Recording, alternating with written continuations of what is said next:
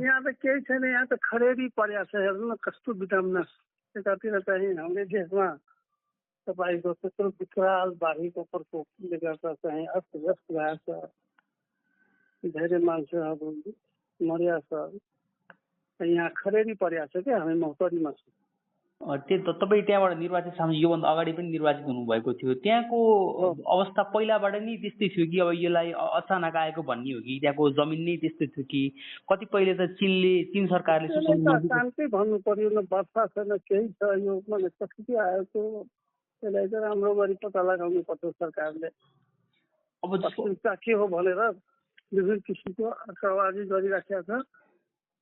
त्यस्तो माने बाढी आयो, त्यो वर्षा पनि त्यस्तो भएन, अब कसरी आयो बाढी त्यो त पत्तै लगाउनु पर्छ।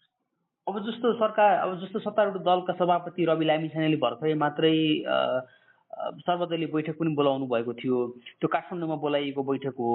अब तत्कालका लागि सरकारले के गर्नुपर्छ होला, राजनीतिक दलहरू कसरी अगाडि बढ्नुपर्छ होला? अब यसमा त चाहियो त राष्ट्रिय विकास भन्नु पर्यो यसलाई।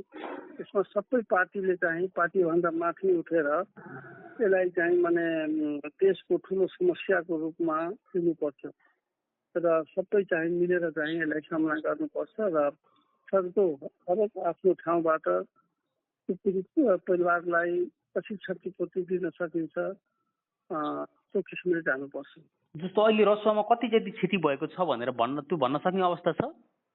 त्यो भन्न सक्ने अवस्था छैन। कति सम्पत्तिको त कुरै छोडौँ, भौतिक संरचनाको त कुरै छोडौँ, मान्छे कति माने चाहिँ त्यसमा माने डुबेर मर्या हो, त्यसको पनि यकिन पत्ता लगाउन सकेका छैन अहिले सरकारले।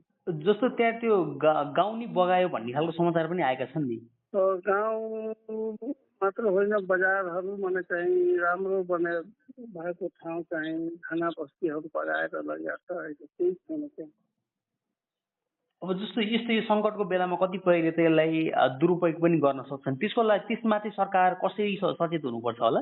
सजग हुनुपर्छ। यसमा चाहिँ कुनै प्रकारको चाहिँ भेदभाव हुनु भएन र सरकारले चाहिँ हरेक काम छोडेर चाहिँ यसमा चाहिँ बढी ध्यान दिनु पर्यो र पीडित परिवारलाई कसरी उसलाई चाहिँ बसोबासको व्यवस्था गर्ने, कसरी खानपिनको व्यवस्था गर्ने त्यो सरकारले चाहिँ गर्नुपर्छ। त्यसमा सबै पार्टीले सहयोग गर्नुपर्छ। अब अन्तिममा चाहिँ रसुवामा तपाईँले त्यहाँका प्रतिनिधिहरूलाई कसरी सम्मेलन गरिरहनु भएको छ? सर्वप्रथम त मृतक परिवारप्रति म हार्दिक श्रद्धाञ्जली अर्पण गर्न चाहन्छु र घाइतेको स्वास्थ्यको लाभको कामना गर्न चाहन्छु र म यति भन्छु, यो विपदा हो, यो एकाएक आएको हो, यसमा चाहिँ सबै धैर्य धारण गरेर चाहिँ माने एकअर्कालाई सहयोग गरेर चाहिँ यो विपदाको सामना गर्नुपर्छ। त्यो मेरो भनाइ।